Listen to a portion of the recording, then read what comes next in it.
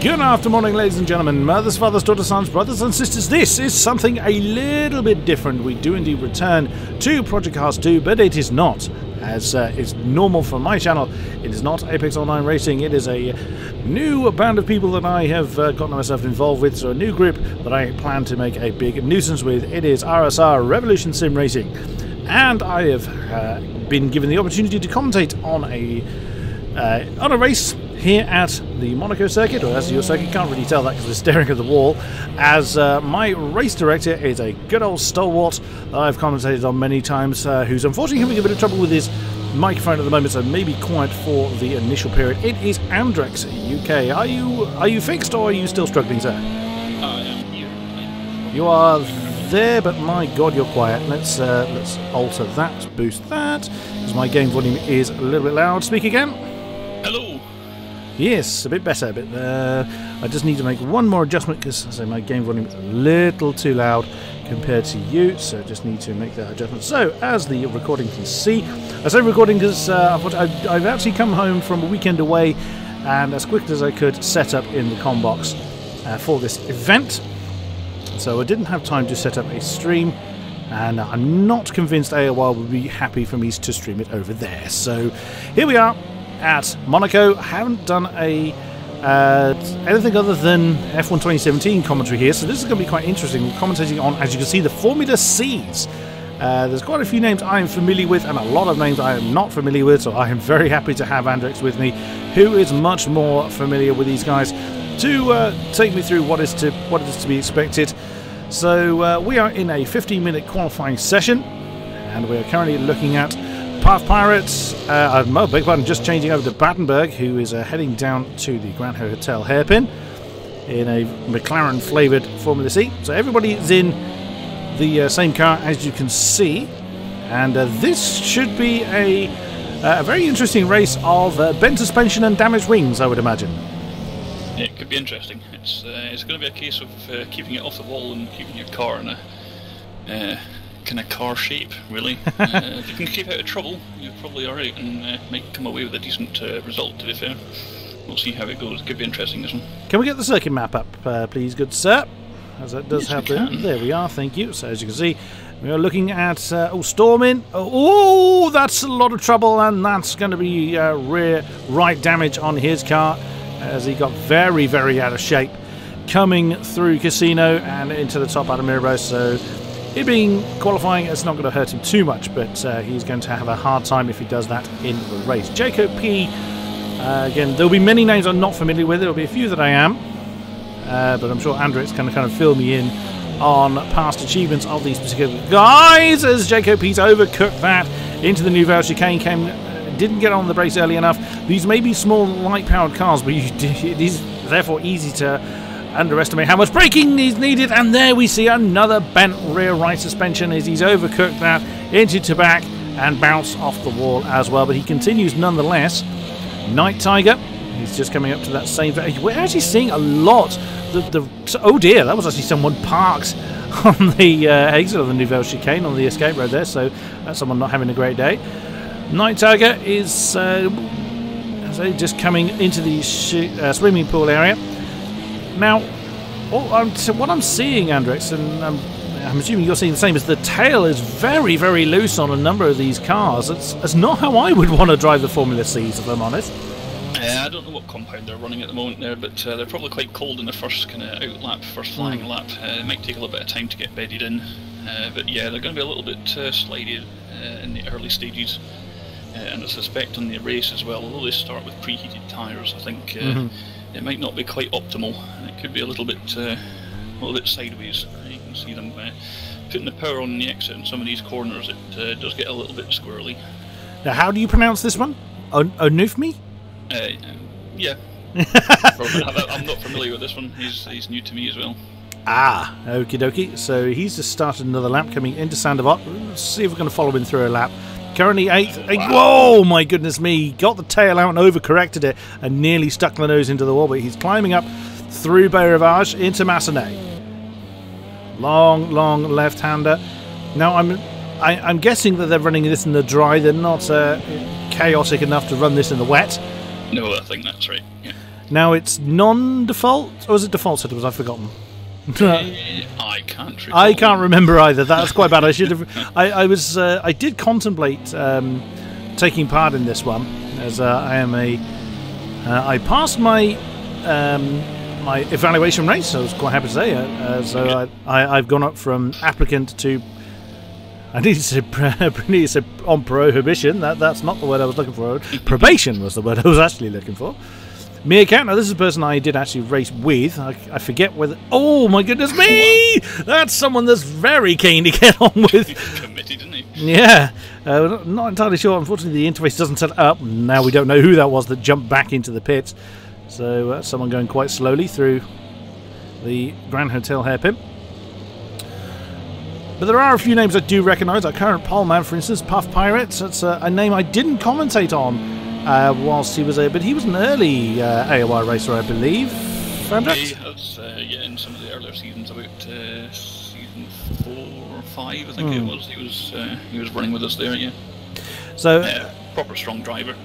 He's always right at the front of the pointy end of the races. I suspect he'll probably be challenging for the win on this one for sure. Excellent, so he is chasing, and there he goes, he has just set the new pole time again by 4/10, 1:33.039. Now, name number 2, I believe that's Fab Iceman, it is indeed, who is just coming up to, that is coming through Massonet, and he's decided to jump back. He's on 1:33.962, the only man within a second of the pole time. Battenberg, another solid driver. He's going to be quick here, I suspect. Again, if it all goes right for him, he can put in some quality driving, to be fair. But sometimes it doesn't always go his way. Yeah, he's a proper strong driver.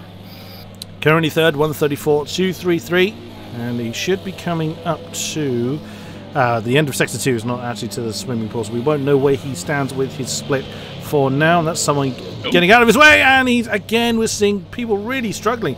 I was half a second up, I think.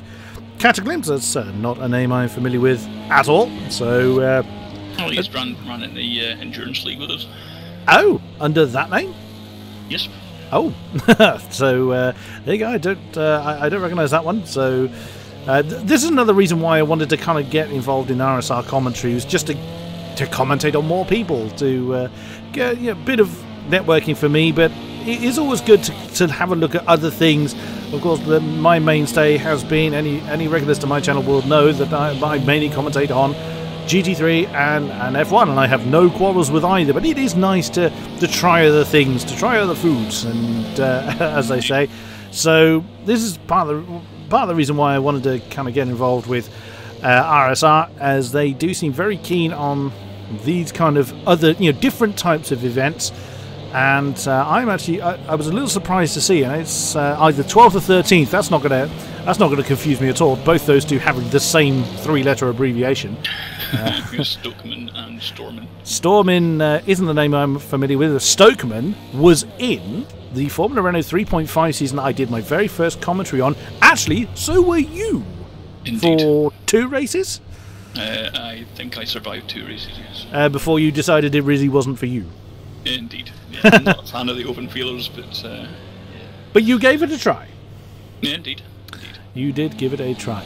James L91 is he's admin on these sides, I understand? Yeah, I believe so, yes.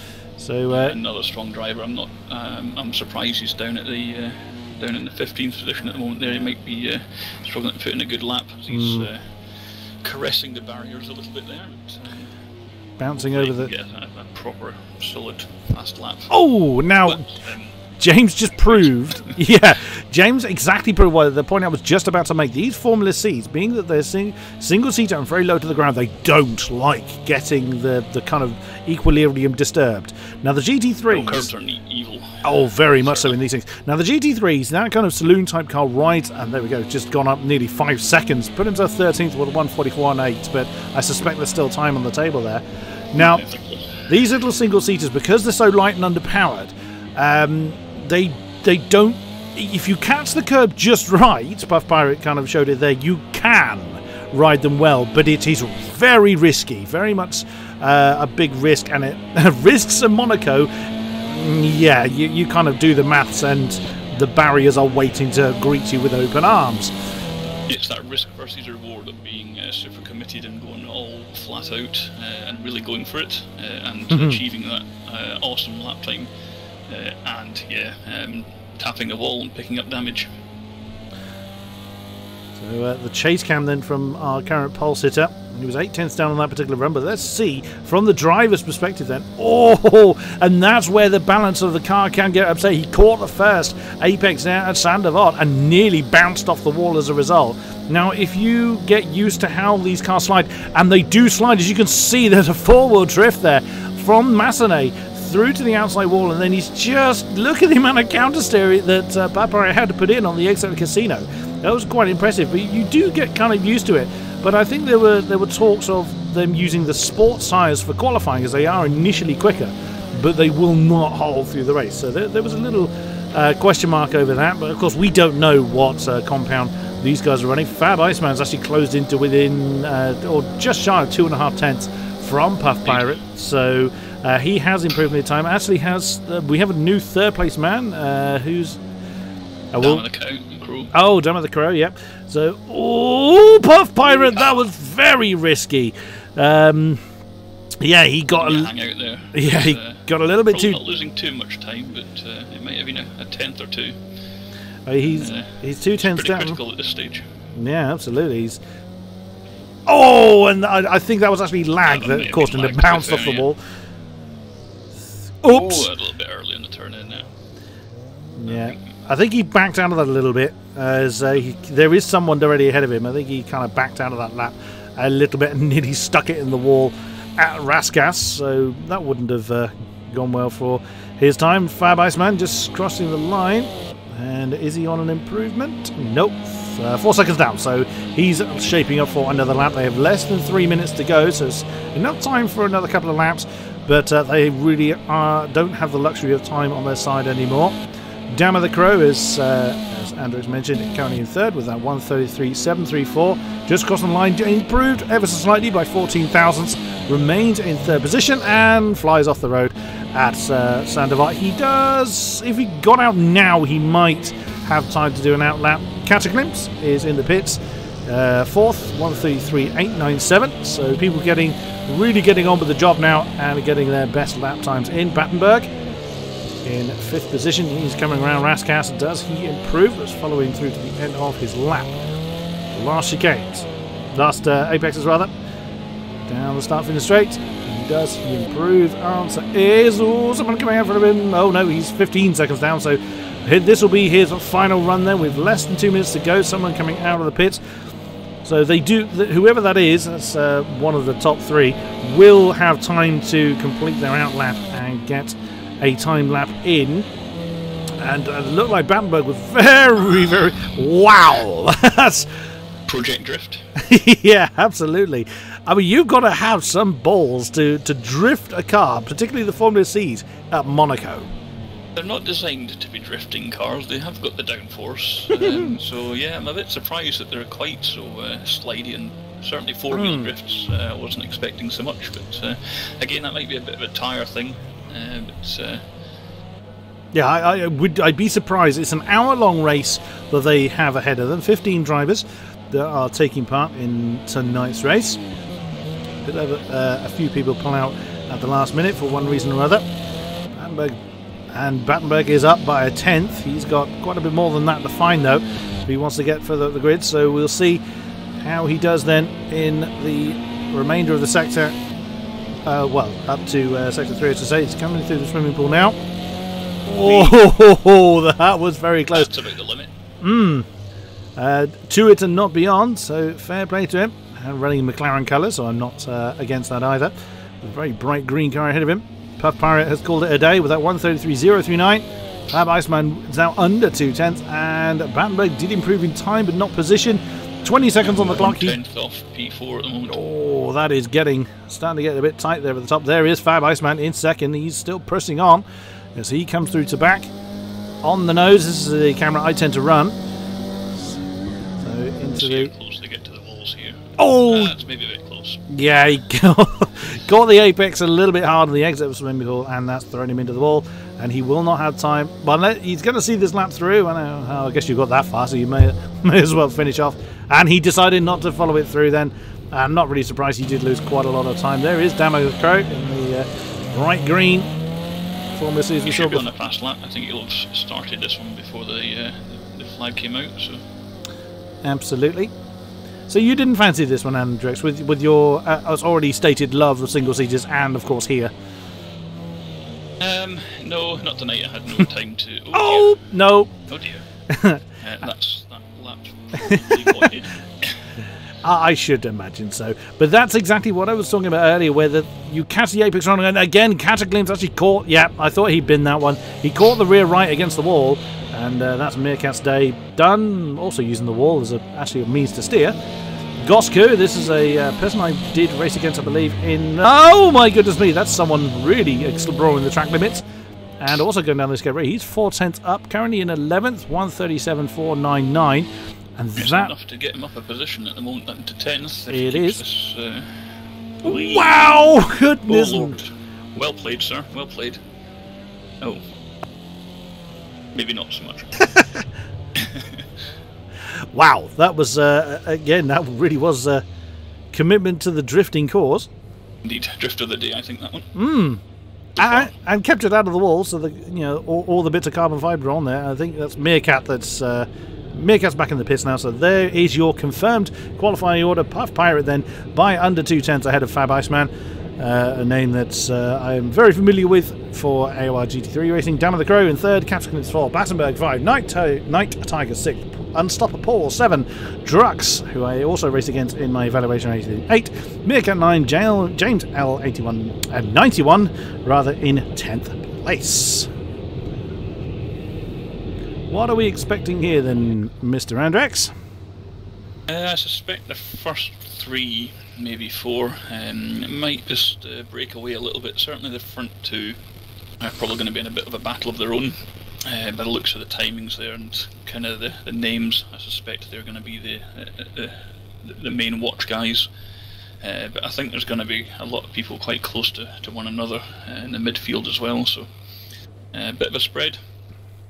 This is going to be their final chance to set the cars up, make sure they've got pit strategies. I don't know if it needs. I don't know what the tyre wear's like on these ones, or fuelings. So. Now, there is a gentleman's agreement that they have to pit 4 tyres. So, irrespective of what the tyre wear... Well, I mean, you would assume then that they're going to do that out around the 30-minute mark, but they could, if they're confident in the tyres, I suppose they could leave it to the last penultimate lap and then throw it into the pit. It is also a standing start, and that, I suspect, is going to throw up quite a few surprises and might be a few tears along the way. Indeed. The mandatory stop one's it's an interesting one, because you might be stuck in traffic and being held up, and so you could pit a little bit early to try and get clean air in front of you. But then there's always a risk if you do tap the barrier a little bit later on and pick up damage. You probably want to save that mandatory stop just in case you do get a little tap. And damage on these things is so brutal. It can have such a big impact on your lap times. You really need to keep it out of the wall. And as I say, you've got that luxury of a stop anyway that everybody has to do. So if you do pick up damage, you can then pit anyway without probably losing too much time. But you probably want to keep that in your pocket just in case maybe later on in the closing stages you might come a cropper, and then you can use it to fix yourself. So I think we are about to go. We can see them lighting up. I think this I think this cameraman's drunk, but the lights are on and away they go. Then I think Puff Pirate was a little bit slow off the line there. Fab Iceman's had a great run, but of course Puff Pirate is going to have the inside outsider Vought. So the first few clean through. Everyone looks like they're behaving themselves further back then. Looking at Mick side by side, which is interesting at this stage. Yep, quite a lot of side by side coming up Beau Rivage.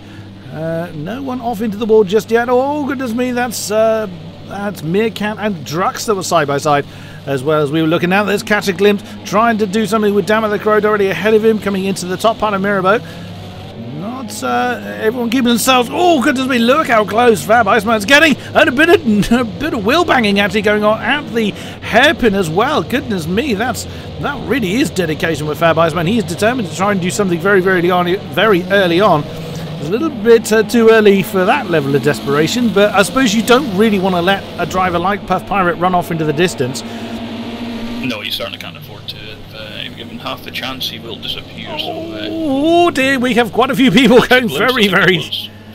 Yeah, so now the in-game penalties are off, so he won't be required to do any of the slow down warnings that we've seen in other leagues, but if he gained a position, he would have to have given that back. Of course he did not. Oh my goodness me! That's James. That's James and Gosco. That's on the outside. Well played, sir. Very nice. Oh, big problem. Oh, it's all gone wrong. That's gone horribly wrong. And no. Rear wing gone. Oh no, James! It's all unravelled. In that he's overshot the exit of swimming pool. He's now turned that into a Formula Rookie. And I think we're missing a front wing there as well. Very much so. They're going to be going into the pits and fixing that. They cannot go without wings. That's just lethal.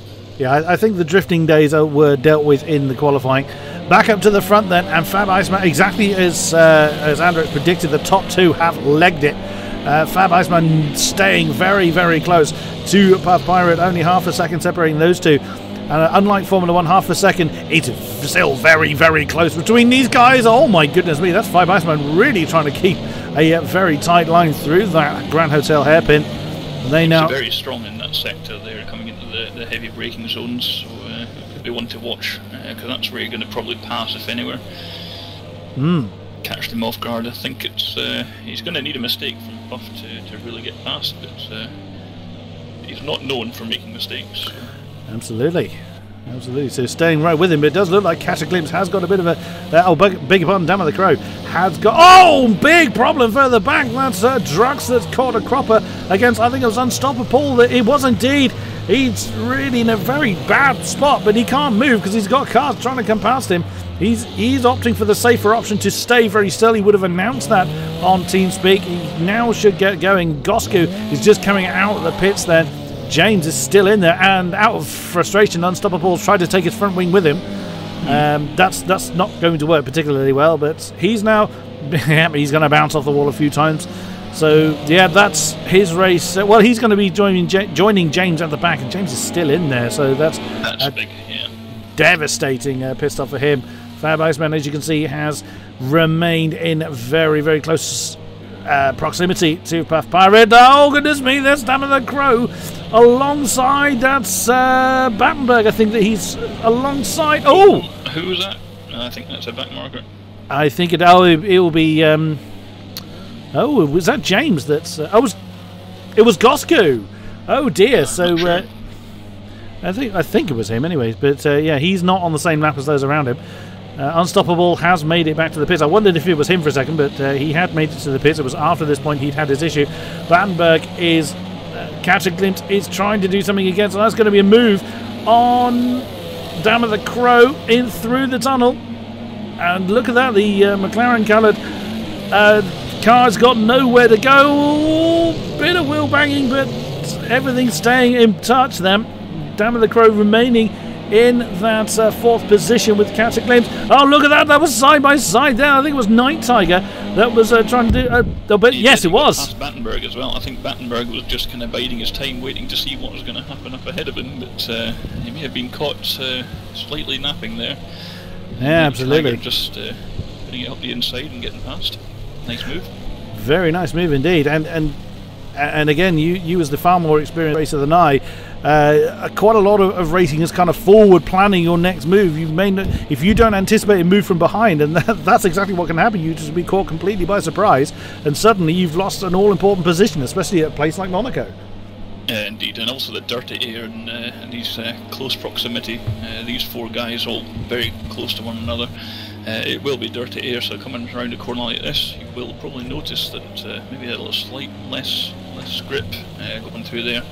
The guy up in ahead of the pack has got nice clean air, so he can kind of just run his own thing. The guys behind have got to also predict where he's going to be faster and where he's going to be slower, not run into the back of him, and yeah, hopefully capitalise on any slight mistakes that there are. Absolutely. So Meerkat's got some company in the form of trucks already ahead of him. That's 7th and 8th, just going down to Portier now. And we've lost somebody. I didn't see who that was. Yes. It looks like James, I suspect. Yes, it is. Yeah, James with that unbearably long pit stop. I mean, that would have put him... could have even put him like a lap down so early on. Yeah. So that is James's day done. And Fab Iceman is determined to keep Puff Pirate company at the front here. So these guys in the 34s and everyone else is kind of in the 39s, but almost everybody else is fighting someone nearby. You've got that pack that we were looking at. Third, so that's what's that, 3rd to 6th in that battle we were looking at. 7th and 8th, actually 7th, 8th and 9th are in a battle looking at the timings. So that's why their lap times may not necessarily be comparable to the guys in front, but also because these are slower cars, the lap times themselves will be slower, and the gaps between them may not be as big as you might initially think. Those that may be used to Formula 1, for instance, will look at these gaps and think they're catastrophically huge, which isn't necessarily the case because the cars are not that quick. And look at that, that's Night Tiger trying to move. I need to get used to who's in which colour car, admittedly. So that's actually Night Tiger trying to defend from Battenberg. Battenberg looking for an outside manoeuvre around Massenet, which is pretty brave, even in these things. Now coming through the top part of Mirabeau, and that is actually... is that Damn of the Crow that's actually getting ahead of them? It is. The white and red car is just filling a little bit of the gap. It might be the dirty air, as I was saying before. So, but that's contact. Yeah, trying to catch who's here. It was Damage, I think. Oh, I don't know if he's picked up damage from that, but he's certainly slow and he's lost a position to Night Tiger. Going up the inside. He's going to bounce off the wall. That's going to put him really out of kilter through the Nivelle chicane. And again, Battenberg got nowhere to go behind him. Nope, he didn't at all. So, he looked a little slow coming through to back there. So that keeps Battenberg. But look at the time he's lost to Night Tiger. That's 1.5 seconds. You've just seen him in the grey car going out the shot. So now that gives Night Tiger a chance to chase after. I've completely lost track of who's in third. Yeah, I was trying to remember what Cat was short for. So yeah, so Cataglimpse now has a luxury of 1.6 or so at the time they cross the line. So he doesn't have to do any immediately defensive manoeuvres, so he may well have his eyes on the top two, but that's still 11.7 seconds between himself and Fab Iceman, who's still nailed to the back of Puff Pirate. Indeed. And there they are. Being strong in that section, coming down into the hairpin there. You're right on Puff Pirate's tail. Through Portier. Now it does look. I think he's probably going to be in a strategic way of just follow him, just sit behind him, don't probe too much, and end up losing time and potentially making a mistake. Probably just follow him, just suss him out, perhaps find out where he's maybe a little bit quicker than Puff, and then just play the waiting game. Potentially do the undercut in the pits window. Yeah, I think the priority is obviously just to not let him go, but not to push too hard that you end up making a mistake. Like so. He'll get away with that without any damage, I think. But yes, I think he's playing the long game on this one. A sensible option. If there was suspension damage there, it would be very, very minor. He wouldn't really notice that too much, but that has cost him a few tenths, and that's exactly what he doesn't want. Here is Stokeman. But like I mentioned earlier, he was in the Formula Renault League that first started my commentary career 2 years ago. Going back a wee bit. Almost to the day, actually. It was the tail end of May 2016 when I very first got behind the mic. Oh, goodness me, that's Meerkat that went very deep at Raskas. But Stokeman wasn't able to capitalise on that. He's right in the... And that's... who's that? It's come in. Damage gone in from that earlier contact just before the tunnel, I think. So getting repaired and getting sorted out using his pit stop. He'll be there. As long as he keeps it clean after this on the exit, then he'll lose a bit of time from the actual repair work going on, but not game ending. He's obviously got a strong pace to be up with in the I think he was holding 3rd position or 4th position there, so and he should be able to come back again. He was in the 39s as well. Unstoppable Paul did 1:36 last time around, so he's a long way back after his very disastrous early few laps, but he's really got some pace now. The top 2 guys getting 1:34s. My goodness me, Puff Pirate and Fab. Even though they're locked in this battle, Fab Iceman has closed Puff Pirate down after that little bit of a bump he had on the exit of the swimming pool chicane, as they've just gone through. So he's now right back under the orange and black car's wing once again. And it does look like Fab Iceman has got the means to close in, as is so common here in Monaco. He's got the means to close up to someone but not get past them. As 13th on a... I can't remember how you pronounce this one. He came into the pits a little while ago. Who's this in 12th? 12th, yeah, Unstoppable. No, so it was Onufmi I was thinking of. Yes, so he's just coming out now, so that was a long pit stop for him. But then if he's taking on fuel, looking to go to the end of the race, he'll have to take on a lot. He may have started light and gone for a long stop now, so we'll see. He comes out in 13th position. Ole on the left is slightly incorrect, but he'll hopefully look to gain a bit of time. Here is Stuckman again with Meerkat and Jacob. No, Jacob P's behind him, but so that'll be Drux in 6th. So this is battle for 6, 7 and 8. These guys have been locked in that battle for quite a while. A battle that was 3rd to 6th has separated a bit, but here is 3rd and 4th, Night Tiger and Catch a Glimpse. That green car... Night Tiger's catching a little bit up on Catch a Glimpse there. There was a bit more of a gap earlier on when they were almost a 4-way, and they split up a bit. But he's certainly keeping him honest. He's not letting him get away. Jacob P comes in from 10th position. Battenberg was out there somewhere, and there is Jacob P. So he'll be getting the obligatory 4 tyres changed. The car's shaking away there on invisible jacks. I'd be nervous if I was suspended in the air by nothing, to be fair. So, Night Tiger actually does look like he's getting away from... And the car behind him isn't Battenberg. Battenberg is actually 5 seconds down from this particular battle. And there is... The chicane now. So that I think is either Gosku or Unstoppable. There was the blue car in amidst that. There's segment again on Meerkat's case. That did sound like somebody making some contact there. I don't know if it was the blue and white car of Drux up ahead. Oh, that's... Spokeman certainly piling on the pressure here. Absolutely. Now Stormin is the next one down the road in 9th place. He's 30 seconds behind this particular battle. There he is, completely on his own.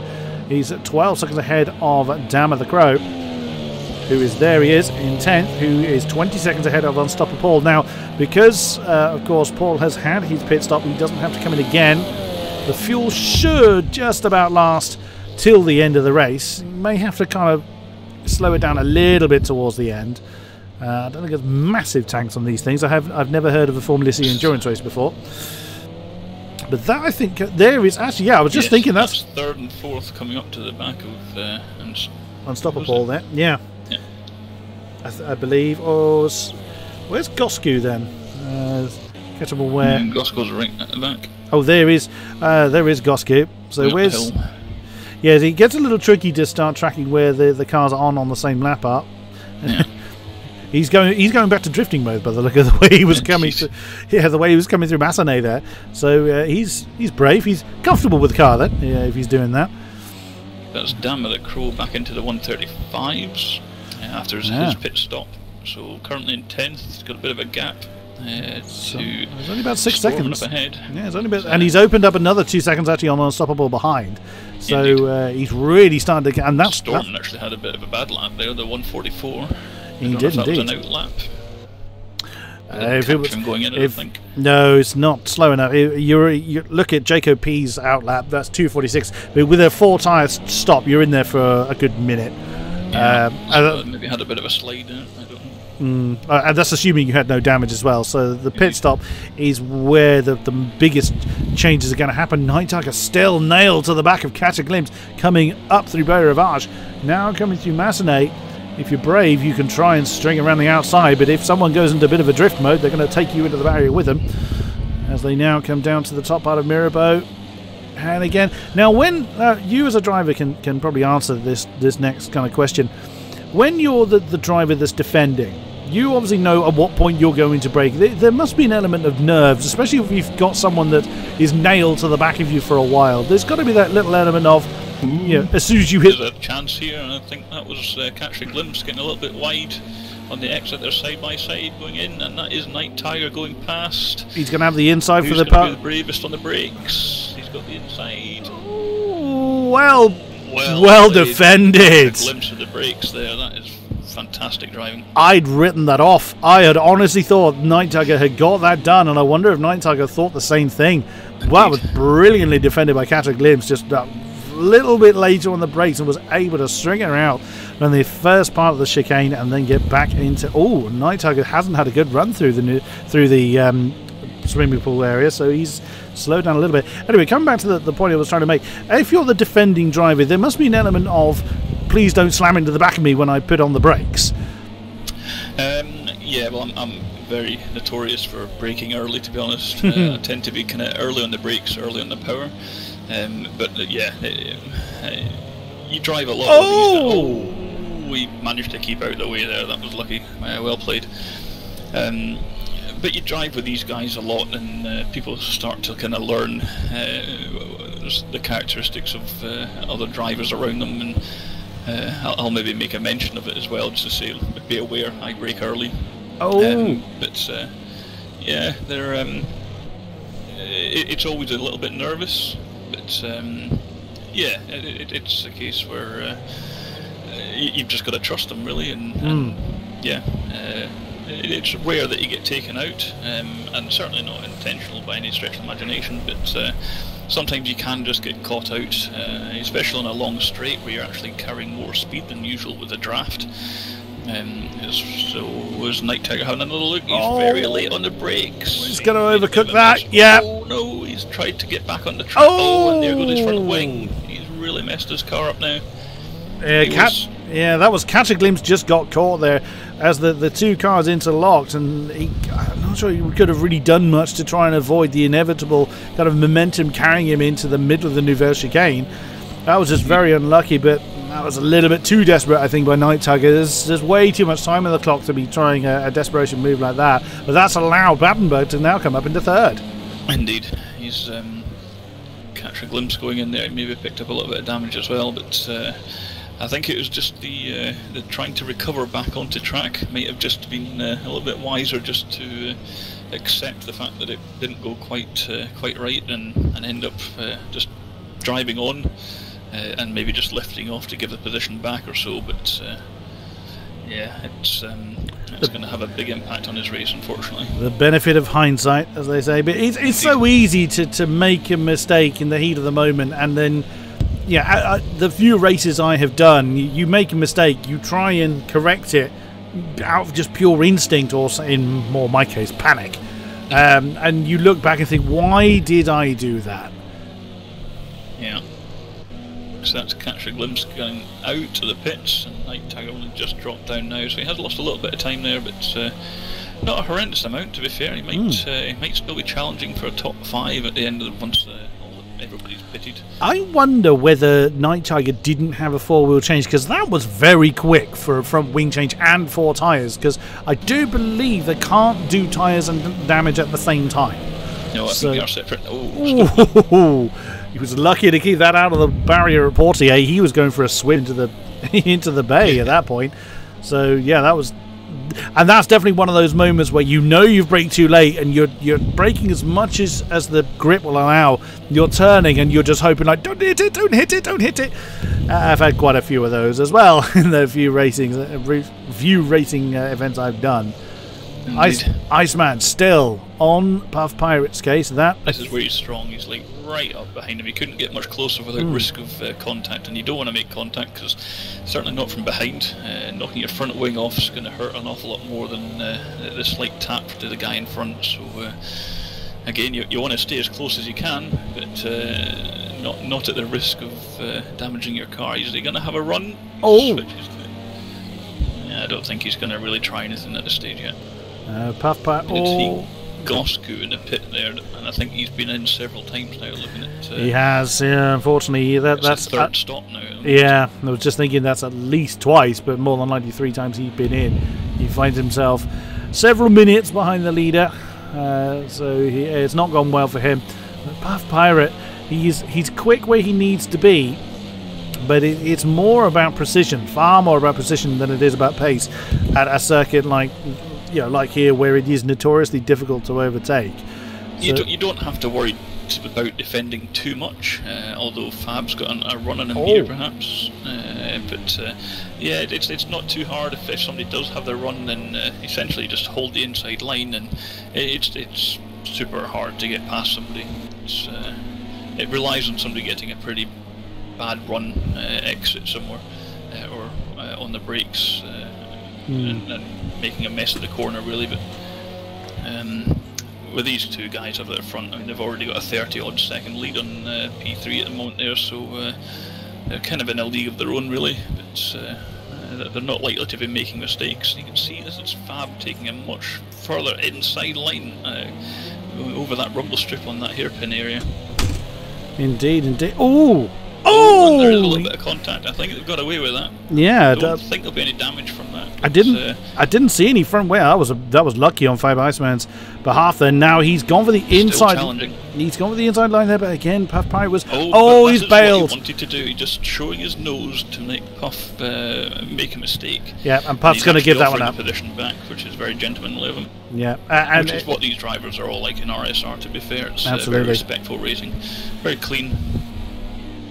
Indeed, and Fab was actually very lucky to get away without any front wing damage. And Puff Pirate, I wonder if he'll choose to pit earlier, because it would seem that Iceman's had the pace on him. He doesn't obviously choose to do so now. Stokeman has, so he's choosing now to have his pit stop. So I want either Stokeman or Stormin. Again, don't know looking at the board which is which. Yeah. It is Stokeman. So I wonder if Puff Pirate might choose to pit sooner rather than later. And again, look at the gap that Iceman's already built up for himself. So it does appear that Iceman has had the overall pace over Puff Pirate, and forcing that mistake was just the way.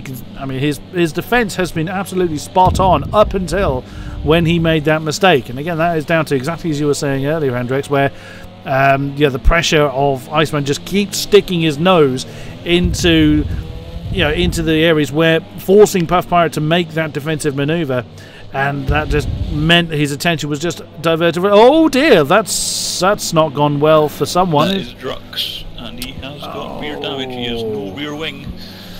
So I suspect he'll be going in for a pit stop. Hello, floating lollipop man. We didn't have that one. I've had that a few times actually, trying to control the cameras. So Drux will be coming in. A tighter line, he's going into the pits there. Absolutely. Yeah. So, oh dear, we didn't see the preceding incident. Unstoppable Paul is in again, so I wonder if those two came together. And there is the green car of Unstoppable Paul. Of course, the green and white car is not on the same lap as Drux. So I would assume then, with how long Paul has been quivering away there, that he was involved in that incident, which has diverted their race strategy somewhat. Still 36 minutes to go, so still plenty of time for something to go wrong, and Puff has come in. As you say earlier on, maybe going to try and do the undercut just to get away, and I thought you'd actually just try and follow Fab for a little bit and see, just to kind of get an idea of how he was doing, but he's just opting to go in and get new rubber.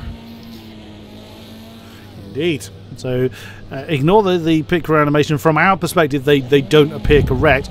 That was very brief. So there was no damage on Puff Pirate's car. That was certainly second place even. Well, indeed, that just shows the lead that these two had built up for themselves. So that was plenty long enough for a four-wheel change and nothing more. So he hasn't had any fuel, I would think, put in either, or a very minimal amount. So it could indeed indicate that he might want to come in again, unless he is confident that his fuel. I don't know how much fuel these things hold. It certainly wouldn't be worth having a second pit just for fuel, so if he needed fuel to finish a race, I would think that he would put it in on that stop point. There, just at that point. It's certainly not worth the gain that you get from having a lighter tank is just not worth. Certainly not an entire stop purely for fuel, even for a splash and dash. It's just not feasible to kind of get there. But this is enough me putting on some pressure on the Stormin there. For 10th position as they come through the Grand Hotel hairpin once again. And again, the blue car is really sticking to a much tighter line. Oops, as Stormin bounces off the wall on the way down to Portier. That's not going to help him at all. Not a good exit as well. I wonder if you've got a run on him here, maybe just a little bit too far back. You have to be super brave on the brakes, and it's a bit risky. If he's got the traction Although to do he's it. a lot closer. And No, I think he's just playing safe. Oh, and he forced the mistake. So again, that was fair. He was he was on the side, so I think he's actually to let him catch. That is well, that's very gentlemanly. I don't think that was entirely necessary. No, and he's actually bounced off the wall as well, so it's a little bit undoing for him there. He hasn't allowed. Now, I wouldn't be at all surprised if he showed his intention and actually Stormin said no, that was fair, but no, he is actually letting the position back. Very sporting indeed. I don't feel that was necessary. There was no contact there. I think he just forced the mistake. I mean, if he'd actually caused impact and sent the car... Oh, and Stormin's actually letting him back through. So again, Stormin has said, no, you know, you didn't... I wonder if that was maybe gaining a place from... Were penalties off, though? Penalties are off, so no, he wouldn't have had a warning to do that.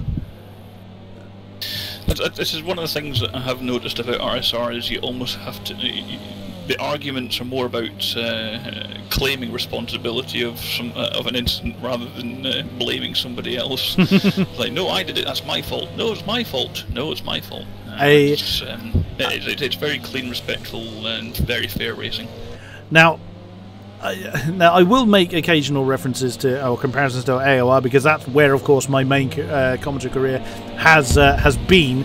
But I think you will agree with me on Andrix that it's a little bit of a different environment. It's with that particular comparison over there than it is over here. I think it's the exact reverse. Yeah, it's a lot more relaxed. I mean, the racing still is tense on the track, and it's no less fierce on the track in terms of competition and competitiveness. But yeah, I think it's a lot a more relaxed atmosphere. Yeah, completely. It's very much a case of we're here to have fun. Yeah, absolutely. I mean, oh, big problem! Oh, there was a big impact there. Now, either Meerkat has just done the biggest save of his life, or there was a bit of lag involved there. Because I thought, from my perspective, that he was actually starting to go sideways on the exit of the tunnel there. There's no obvious damage to Night Tiger's car, or to either car indeed. So I think that was kind of lag exaggerated. And then now side by side. I think Meerkat's got a problem because that looked very slow coming through the. I think he was certainly offering the position there, to be fair. Which would be interesting because Meerkat was actually the lead car in that arrangement. So we'll see. Does he come in? He does. I think he got damage in that. He must have. And he's made a bit of a mess of that as well. So if he's got suspension damage, he's going to have to reverse. There he goes. Yeah, I think he got damage as a result of that. Because there's no front. Well, I think the front wing came off in that second. Yeah, I think so. Part. It was there on the pit entry. Yes. I think it was just that contact with the ball. But if he's going to do it, that's the place to knock it off. Well, indeed. As somebody that's either Stokeman or Stormin that's coming out of the pits. I think it's Stormin actually, because Stokeman was in 9th. So you just had a quick look at the lap times. There's a levitating car from here. Yes, and likewise. Okay. That's one way to. Yeah, but he's still levitating. Car. That's and the car in front of him as well. That's one way to reduce drag, I suppose. He's maybe got the wings set a bit wrong there. A little lift rather than downforce. So he'll be off into the bay soon. Indeed. So just looking at the lap times there, so Fab's 35.1 compared to Puff's 33.9, so that's just a little over a second quicker there. Now I don't know if that's traffic, Fab navigating traffic, just managed to get past somebody there just now. I think that's Night Tiger because I think he's the only one running that silver. Colours. Yeah, he's Night Tiger. 5th. He's in 5th. So yeah, that is indeed. Yes. He's the only. Oh, and he got a little bit squirrely there coming through to back. So he's either got some damage or he's just getting to the end of those tyres. So I wouldn't be surprised to see him in soon. Indeed, that's half the race gone there already, and Fab has lapped up to 5th place already. but some of them have pitted. And in comes Fab. So indeed. this would be where he's lost sufficient time for Puff Pirate to regain the lead, I think. And there is a very weirdly levitating car as well. Indeed. So he needs to navigate past this car pretty quickly to try and gain from it. Ooh, that's gonna hurt Puff Pirate now. Does look like he's done enough to. I think he has, because that is Fab that has still not moving yet. And there he goes. Off the line now, and that is Puff crossing the line now. So he has inherited the lead from the undercut. And cars ahead of him, keeping out of the way now. Yep. So Puff Pirate now being the leader. Everyone else is going to be jumping out of his way, and that's a huge gap now between Iceman. Indeed. So either Iceman. I mean, that's pretty much bang on midway, so that's probably when Iceman planned to come in 10 seconds behind Puff Pirate, 10.5 seconds. Yeah. Bearing in mind he was about 1.5, I think, in the lead of Puff Pirate when Puff Pirate came in. So Indeed. he's lost. He's probably got a couple of back markers in between them as well, which he'll have to navigate, which, although they will get the blue flags and dutifully get out the way, such as that.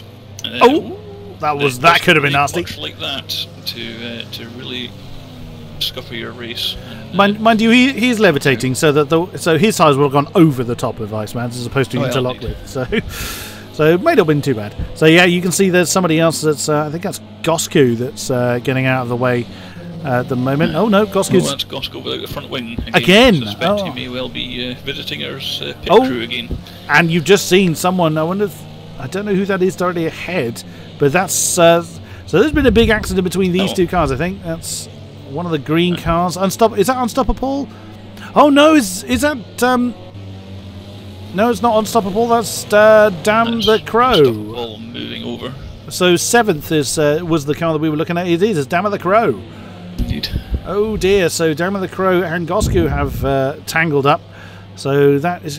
Damn the Crow was right up in the podium fight early on. What a shame for him. That is going to drop him out. And Jacob P is coming as well.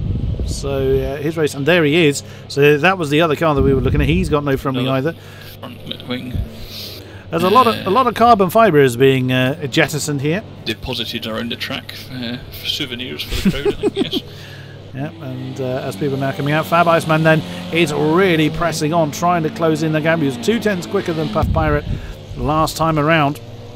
Yeah, fresh rubber. He's going to have to use everything he's got now. He's going to be newer tyres than Puff. I don't know quite how many laps Puff had done before Iceman had pitted, but there's about good 4 or so, 4 or 5 at least, I would say. So it could swing in his favour towards the end sector of the race, and we'll see how that pans out. Meerkat comes in as well through the positions. So we've got Puff up ahead in the lead to the tune of just 10 seconds there. It's piling into solid fast laps there. Fab, as we've seen in P2, pretty much matching Puff at the moment now. All that hard work to get into the P1 again, and then he finds himself back down into P2 after the pit stops. That must be heart-wrenching. Indeed. Battenberg has been through the pits, then he retains his third position. Finds himself 40 seconds down from Iceman, but he's got a decent gap between himself and Catch a Glimpse. 8 seconds separates third and fourth. It's a faster lap by Catch Glimpse behind him though. By 7/10. If there's traffic again, but as long as he keeps it clean, then Battenberg should be on strategy for a podium position there. Oops, and that's an not gone alternative well. route through the bus stop there. Yeah, it doesn't look like there's traffic between third and fourth, so if Cataclysm can get back into his rhythm and maintain that 7/10 gap between himself and a difference rather in lap times, then he could well close in and start challenging as the race comes to a close for that third spot. But if he's going to take alternate lines, then possibly not. Night Tiger finds himself in fifth then in the silver car. There he is, 15 seconds down from Cataclysm at the moment, but no one anywhere near him, so he's not having to play any defensive moves. So we'll keep an eye on what his lap time is. I think most people have been through the pit. I think everyone's been through the pits for the obligatory stop. Fab Iceman with a 33.7. Oh, he is on wow! a charge. Yeah, that's... dropped that down to 8.5 seconds. It was 10 seconds on the last lap, but he's dropped it down to, in fact, just over 8 seconds now. Yeah, so 8 tenths in that lap alone. He is pressing hard, and Puff Pirate only has to catch somebody else. So Drux is one of the levitating cars. I've never seen that one, actually. That's rather bizarre. So, but then I've only commentated GT3s in Proto Cars. I think it did happen at Circuit of the Americas, in fact. I don't recall seeing that Perhaps one. Perhaps not from your side. Yeah, could have been. Could have been. So Drux then in at 6th place. He is 20 seconds down from Night Tigers. The car you just saw going through the shot isn't the person he is chasing. He's 25 seconds clear of Stokeman, who started last, actually. So he's doing a pretty good job then.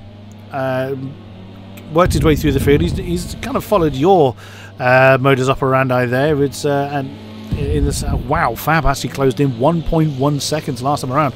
Wow. He's only in half a dozen laps, and he's going to be right with Puff Pirate again. Yeah, we'll come on to what I was saying. Stokeman has not had a very strong qualifying, but has had a great drive through the field, capitalising on other mistakes, and that's rather, by your own admission, that's kind of your style as well, I think it's fair to say, Andrews. That, however, is... I don't know if that was lag or not, but if it wasn't, that is a disaster. Looking by that line, I would say it's not quite handling as it was before, so I suspect he is rear wingless, and I don't know if he had pitted or not already. Not entirely sure about that, but no. Although for a few, the rear wing appears in distance. Oh no, that's rather. It's definitely not there, I think, by the judge of that. Yeah. I think it's fair to say. So he's got a bit of a gap, but he has no front wing now. So he's lost his front wing in the bridge. So in the tunnel. So yep, his race is unravelled somewhat. This is a bit of a shame for Stokeman. Anufmi is just coming into the Nouvelle Chicane. Not too bad. Yeah, again, just keeping it clean and out of danger, and even if it's at the detriment of losing a position because somebody's maybe slightly quicker than you, just running by yourself, although it might be a little bit considerably more boring in terms of racing goes, but if you're looking for a good result, if you just pile in your own laps without pressure from somebody behind, or without pressurizing yourself by trying to chase down somebody in front, if you can keep the car clean, you'll gain positions. He's certainly on a track like this with cars as fragile as these. It's even 10 times more important than the ultimate fast lap time. Oh goodness me! There's someone getting very sideways coming through Sandoval in the background of the shot. So Puff Pirate's lap time, there's a 35.6 there, and Fab on a 33.8 essentially. So he's dropped that gap down to just under 7 seconds now, and we're looking at almost a second a lap here. So that's nearly 2 seconds in that lap. Indeed. Yeah, so a 34.5 has just popped onto the board for Puff Pirate, so we'll see what Iceman has clocked up, and 34.9, so he's lost 4 tenths that time, but then he has got someone directly ahead of him. But wow, has he got some pace in his car then. He's on board, on the nose then of Fab Iceman. So he comes up Sandoval, someone. Oh no! That's gone horribly wrong for That's gone horribly wrong for someone. They were actually catapulted. I don't know who that was. Have they died? I don't know where they've gone, but they have died. They've retired, so we'd lost who that was. I'm struggling to remember who was in the race to start with, so with a field of names I'm not familiar with, I'm not going to be able to identify who that was.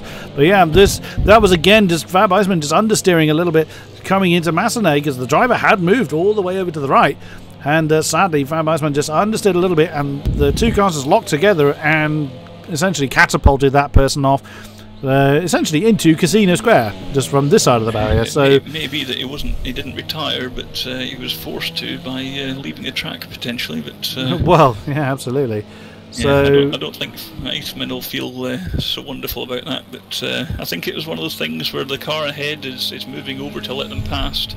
Iceman maybe wasn't quite ready to go for it, and he was quite happy to kind of sit behind him.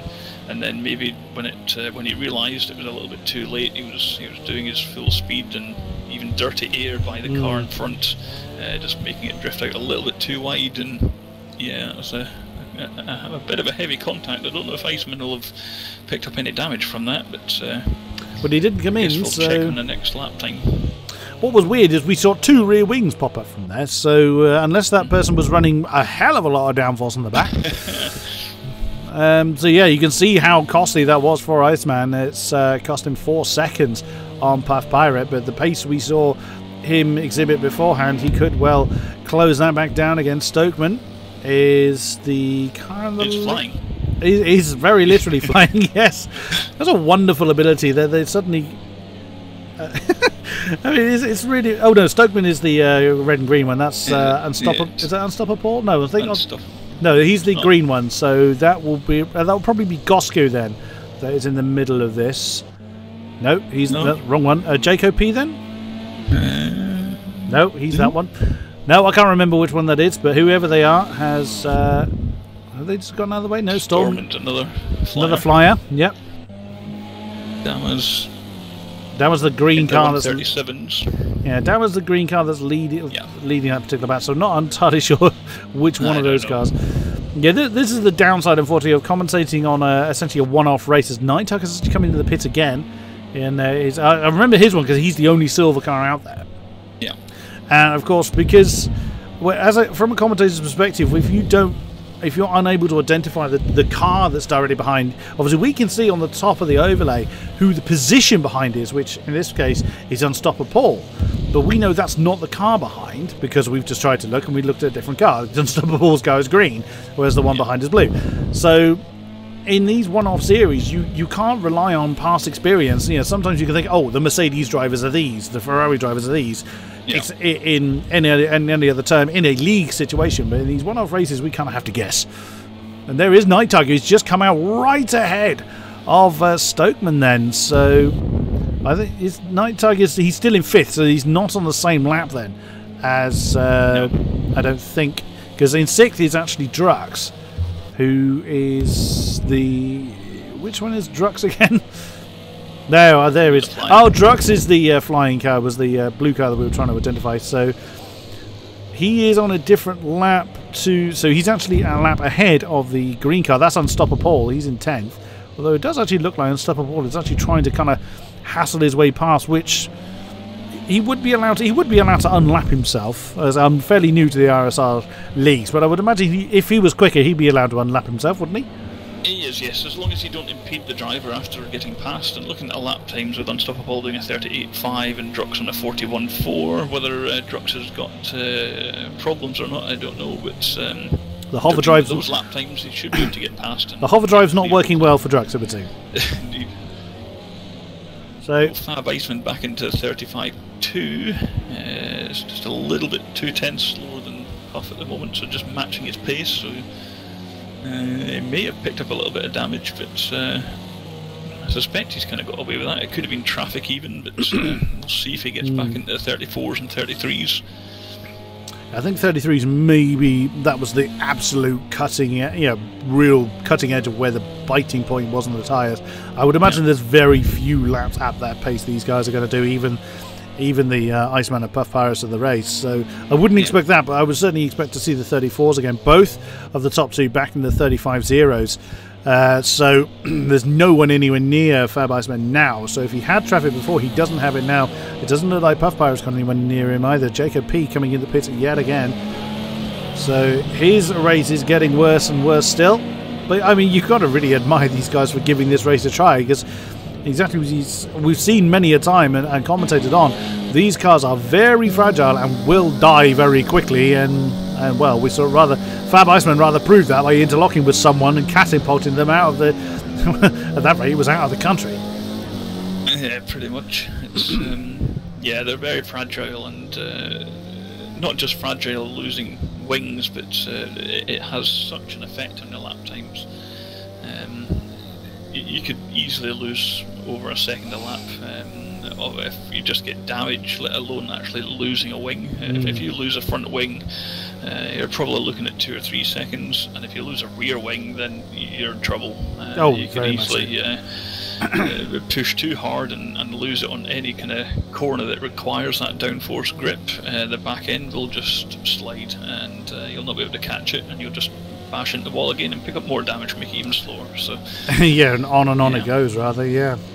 Puffpirate is back into 34.6. So he gained 6 tenths last time, and that's one of the. Somebody getting out of the way there of Puff. There were 4 cars at the start of the race using that colour scheme, so I'm not 100% sure which one that is. But so you can see actually as we're riding on board with Puffpirate, even though these cars are, obviously, again mentioning before that these cars are very lightly powered, you still get very, very close to the barriers. As he then hits the brakes coming into the New chicane, it looked like for a second that he was going to commit a little bit early. That could just be lag, or the lag difference between us and Puffpirate directly. But it did look like he was going to turn slightly too early, so had to bail, and that might have opened up his entry into the New chicane. Now coming through swimming pool. Whoops! And the curbing's just unsettling the car a little bit, but. A little bit wide on that corner there, but nothing to be too worried about at this stage. See what lap time he fires in on this one. Probably another 35, mid 35, I suspect.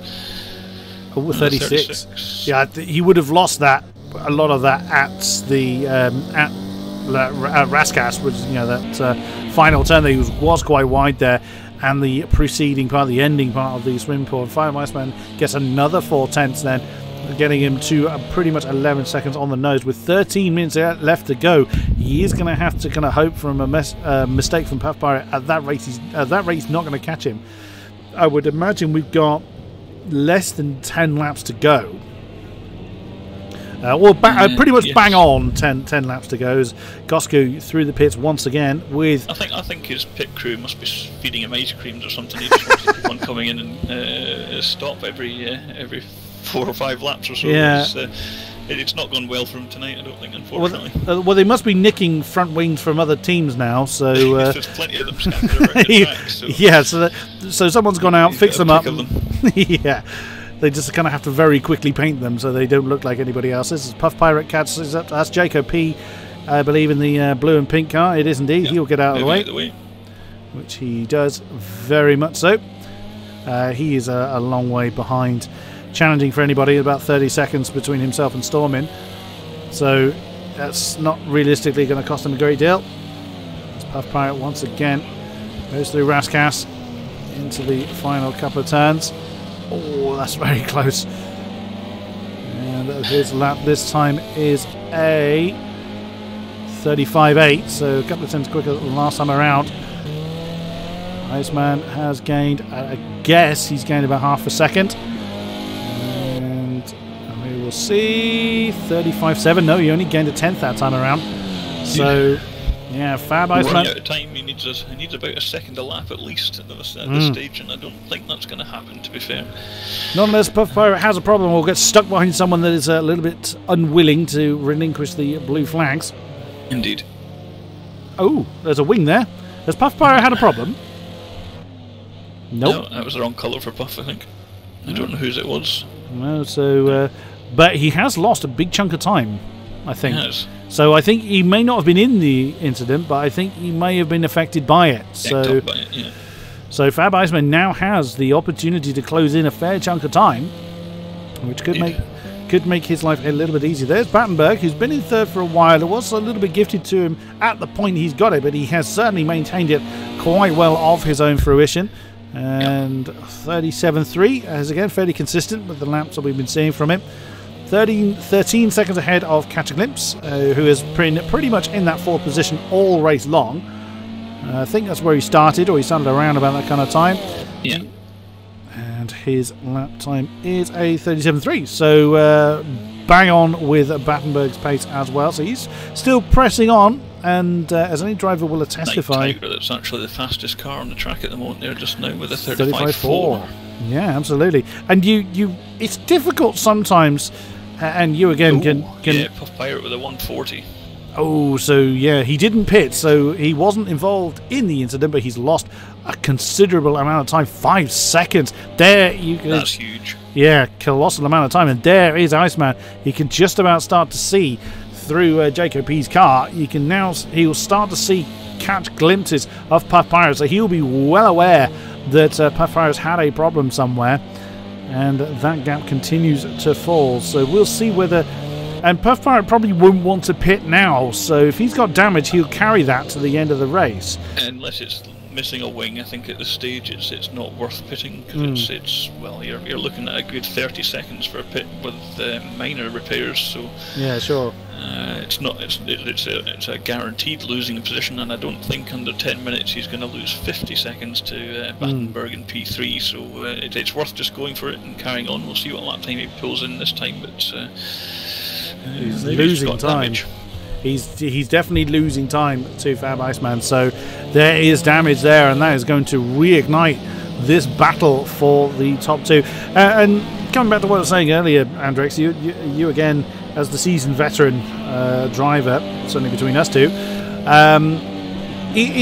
When you're on your own for lap on lap on lap, especially you as a seasoned endurance racer, it can be very easy, I would think, to just think, oh, why am I going to bother pressing on? There's 30 seconds down the road to the next car. But there's surely got to be an element of, no, anything can happen, just press on anyway. But it's until that flag comes out, there's always a chance. Whether somebody makes a mistake, even if it's not their own mistake, like somebody that they're lapping, or anything can happen to cause you a problem. You can see a 38.9, so not an awful lot quicker for Puff, unfortunately. A little bit quicker than his 140 the previous lap. But I think, well, Fab's already 2 seconds in, so I think that is going to be a position change. You can see them both together there now. Unless Puff Pirate is going to start defending like a god, and we have actually... For 8 minutes. For 8 whole minutes, yeah. With the 3 second a lap difference, I think that's optimistic. Asking perhaps a little much, yeah. We have actually lost... we've lost Stormin, I believe. It's either Stormin or Stokeman. It's one of the SDOs we've lost. Who's in 10th at the moment? It's Stokeman we lost then. So I think that's a recent loss from the race. And there, from Iceman, you can see how much Puff Pirate is struggling. From his view, all the wings look like they're there. Oh, that was so close. That's probably about as close as you can get there. You can just see the angle of the wing plates there at the bottom of the screen there, and it's, I think the wheels are a little bit wider than that. So yeah. He wouldn't want to be any closer than that, certainly. Just going to bide his time. I think he's got plenty of pace. Oh, there it goes. Oh, well. Fab Iceman. I think that's... he's staying out as well. Which I don't know that I'd be too keen on doing that now with no rear wing. Well, he will know that there's no rear wing there. I mean, the overlay will tell him that. But he'll know that as soon as he tries to turn anywhere. He's going to go sideways, I would imagine. He's just taking it very gingerly. Slowly, yeah. Going to donate this position over rather than risk potentially taking him out by accident, perhaps. But oh dear, a few words might be had about that, because this isn't. It's a tricky one, because obviously Puff was struggling. He was down on pace. He was slower. He lost a good 2 seconds on that, 3 seconds on that last lap, really. So it's a tricky one. For me, it would have been a case of just giving plenty of time. He had plenty of pace to get past. There was no need to really kind of be pressuring for to get past at that stage that early. There's still 6 minutes left when you're 3 seconds a lap quicker and you're within a second behind. There's no real need to try and go through as quick as you can. I think he just took him by surprise about how much Puff had to slow down for that sort of semi-hairpin at the end of the lap there. That's gone. That's gone horribly wrong. I wonder if Puff Pirate is going to call it a day, because it did look like he looked like he was actually going to try and throw it into the wall as opposed to brake for the corner. But when you've lost that much downforce, he kind of may have. Of course, he's still 45 seconds ahead of Battenberg. So yeah, he's just jumping. He's not even attempting the corners. Of course, he doesn't have to kind of lose any particular time. He's losing enough time with the damage on the car. So yep, in he comes. He's pitting in, and I don't know that I would do that, because I suspect that's... Well, I don't know, it depends how much the rear damage... I know the rear wing is gone, but it doesn't take an awful lot of damage to knock that off. He's got a 30-odd second lead on Battenberg, but it depends how long that damage takes to fix. I know it's magically reappeared instantly for us. Yeah, it doesn't. It doesn't for them. And his little repair bar will be creeping up, and well, we'll see where Battenberg is. Gosku's in for another ice cream. Oh well, he's feeling hungry again. Yeah, maybe having a sandwich or something. Was he there? Because he still does seem to have been sat there quite a long time. So yeah, this is now really. I can hear someone roaring off, but it's not Puff Pirate. That'll be Gosku. So he finished his ice cream. Yeah, he's done with his ice cream. Number, however many. And so Battenberg then, he's going to get the second. He's going to lose second place to Battenberg then. Looks as if they're running team colours there, but yeah, this isn't a team event. Certainly not. Oh, catch a glimpse. Is he going to get him as well? I think he is. Yes, he does. He's still static. That is from leading with there's just over 10 minutes to go. He is dropped down to fourth. He had 10-second lead at that point as well. He did. Oh, was Night Tiger? No, surely not. I think Night Tiger might be a lap down. I don't know actually. Yeah, well that time is going completely gaga because Puff Pirate's actually in the pits. So Puff Pirate is actually having a tub of ice cream, as opposed to just an individual one, but I think Night Tiger might actually climb... He does! So Night Tiger's up to 4, so it has gone complete... It's just totally unravelled. He's not even... He's probably just going to sit there for the rest of the race. There's Drux. Flying Drux. Yep. That's not Dammer behind him. Position when he gets up to Puff Pirate. Unless Puff is making a move very soon. You would hope so. Get down into the middle of the pack. But this will also be down to the damage that he sustained before the incident with Fab Iceman. So indeed, and I think the majority of it is probably that, to be honest. And there he goes down to 6th, still static. So he's on ice cream number 2, probably. Yeah. Damn it! They're making the ice cream. Yeah. So yeah, Dammer is. I mean, if Dammer overtakes Puff as well, I mean, bearing in mind where Dammer is, that's the Grand Hotel hairpin, so he's still got 2/3 of a lap to do. I think Puff Pirate may just throw in the towel if he loses that position as well. No, he's out. He is off. It's not like him to just drop out, to be fair. He's, as much as it's always worth going, you never know what happens. I think for something to happen to the 5 cars up ahead of you is maybe a little bit even optimistic here again. But yeah, they're here to race. They're no, of course, and these top guys are happy to run with. Where is Iceman actually? Oh, he's there. I did wonder whether he'd actually lapped Puff Pirate, but no, he didn't quite, because he's now come through 7. That's the wrong one. Yeah, so Puff Pirate is... Puff Pirate, I think, was coming through. He'll be coming through Grand Hotel about now? I think he has lapped him, to be fair, because Puff is 2 minutes 26 down on him. Indeed. So, yeah, Iceman was actually coming to lap him again. Yeah, 4 minutes. Too far away. Yeah, so he'd lost 3 minutes in the pit stop, and it'd be 1.5 minute lap time. So yeah, he is actually a lap down. And there is Puff Pirate just coming through the Nouvelle Chicane with, that's not Damn the Crow behind, that is probably... Who are we looking at? I can't see it now. Yeah. No, I can't remember who else ran that colour scheme. There's Damn the Crow. He's missing some of the engine cover and no front wing on Dammer's vehicle. Oh wow, so yeah. That's you can get rid of the rear engine cover but not lose the rear wing. Yeah, that's I mean, quite a special talent. that's engine cooling in the extreme. Indeed. And there is it's a final minute, so it's certainly not worth going in. But no. And Stopper Paul is only 5-6 seconds behind him, so you'll have to wait for your ice cream. That front wing, I don't know how much he's going to lose on that one, to be fair. Yeah, Dan will have to wait for his ice cream. Indeed. Until the checkered flag falls. With so 30 seconds then until the checkered flag falls. Where is Iceman now? Let's see where he is. Oh, he's just about to start a lap, so he is on the final lap. So is it? It's not this one plus one, is it? It'll be. No, this will be the final. So yeah. So final lap then. 38 laps will be completed in this event with Battenberg now second, 54 seconds down. So the only the top 4 are on the lead lap, and Night Tiger's only just on the lead lap. So Night Tiger's probably not too far down the road from Iceman at the moment.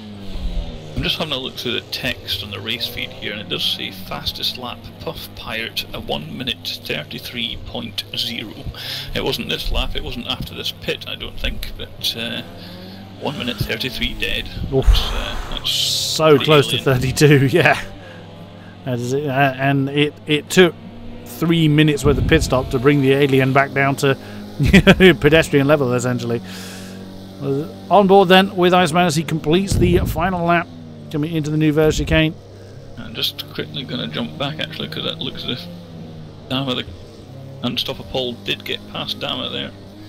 Yeah, you did. 147 for Dama. Ouch. So Dama lost 10 seconds that lap.